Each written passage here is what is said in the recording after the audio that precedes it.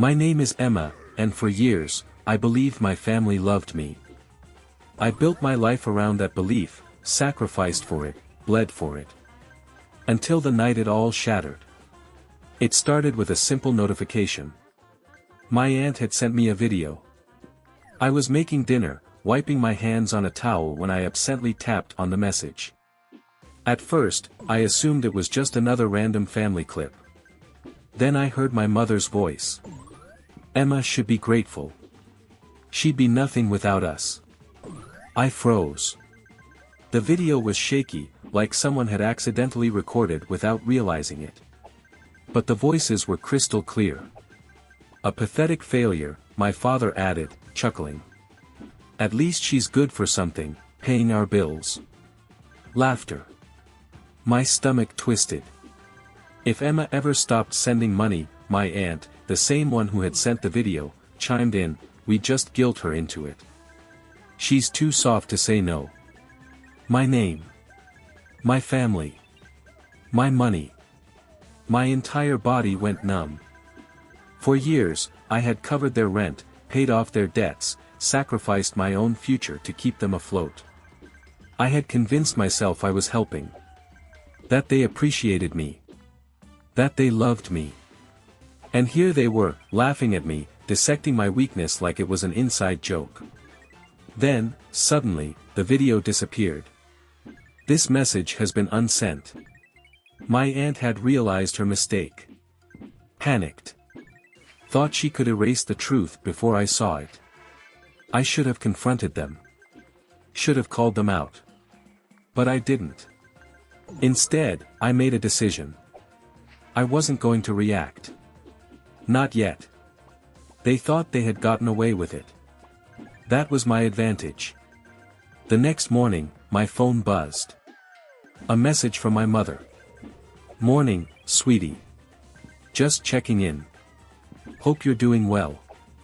Too normal. She never messaged without a reason. And sure enough. By the way, rent is due soon. Can you send it by Friday? The same cycle. The same pattern. But this time, I wasn't going to play along. I typed out my response, hesitating.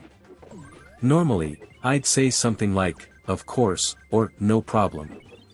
Maybe even apologize for any delay. Not this time. I can't this month. I hit send and waited. Seconds later. What do you mean you can't? I could see the frustration through the screen. I had never said no before. More messages came in. Emma, this is serious. We're counting on you. You know we don't have another option. Then, my aunt. Hey sweetie, your mom is freaking out. Is everything okay? I almost laughed. Was everything okay? Sure. Everything was great. I had spent years paying for their lives, and the one time I hinted at stopping, they panicked. Not once had they ever asked if I was okay. If I needed help. I took a deep breath and replied. I have some unexpected expenses. I can't send anything. Sorry. That was it.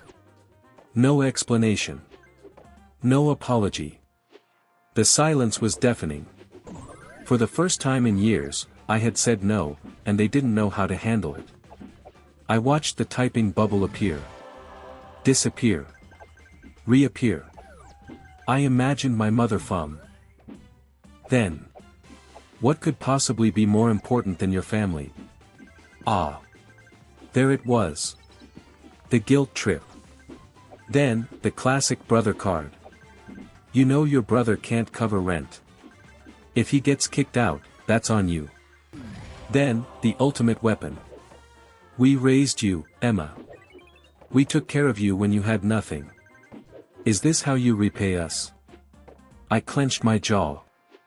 When I had nothing. They never took care of me. I had put myself through school, worked 3 jobs, clawed my way out of their mess. The moment I had money, they latched onto me like leeches. More messages flooded in. Pleading. Accusing. My aunt tried her usual sweet talking. "Emma, sweetheart, don't do this. We're family. Just send the rent and everything will be fine." "Fine for who?" "Then my father. I don't know what's gotten into you, but this is unacceptable. You're being selfish. This family needs you. Stop acting like an entitled brat and do the right thing." There it was. The final mask slipping. No more fake kindness. Just demands. Then, a new notification. A voice message from my aunt. My hands trembled. I hesitated, staring at the play button.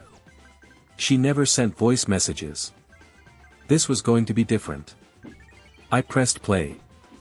Her voice was sharp, dripping with venom. "You think you're better than us now? You think you don't need your family? Let me tell you something, Emma, when you come crawling back, don't expect us to be here. You'll need us one day. And we won't forget this." I inhaled slowly, letting the words settle. Then, for the first time in my life, I smiled. They thought I'd regret cutting them off. They were wrong. The next morning, my brother Jason showed up. Furious. "What the hell, Emma? Mom's losing her mind. You know we need you. Why are you doing this?"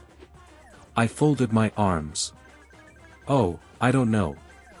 Maybe because I saw that video." His face paled. What video?" I raised an eyebrow. "The one where you all called me a pathetic failure. Where you laughed about guilting me for money. That video." He stammered, but I didn't let him finish. "I've been your ATM for years. You never cared about me. Just my money. But guess what? That stops today."